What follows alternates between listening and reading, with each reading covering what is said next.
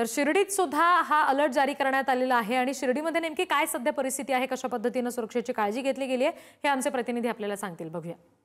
शिर्डीचं साई मंदिर आधीच दहशतवाद्यांच्या हिटलिस्टवर असल्याने या ठिकाणी जी आहे चोख जी सुरक्षा व्यवस्था आहे ती राबवली जाते. आता आपण साईबाबा मंदिराच्या दर्शन रांगेत आहोत. या ठिकाणी दर्शन रांगेत आतमध्ये येतानाच मेटल डिटेक्टरद्वारे जी आहे ती भक्तांची तपासणी केली जाते. भक्तांकडे काही आक्षेपार्ह वस्तू असल्या काही असलं तर त्याची खबरदारी घेतली जाते. हँड मेटल डिटेक्टर आहे, डोर मेटल डिटेक्टर आहे. त्याचबरोबर या ठिकाणी एक स्कॅनर आहे. प्रत्येक भक्त जो आहे त्याच्याकडे जे सामान आहे त्याची जी आहे काटेकोरपणे तपासणी केली जाते. महिला एका साईडला, पुरुष एका साईडला, अशा पद्धतीने जी आहे ती या ठिकाणी जी आहे संपूर्ण तपासणी केली जाते. स्कॅनरद्वारे बॅगेजची तपासणी केली जाते.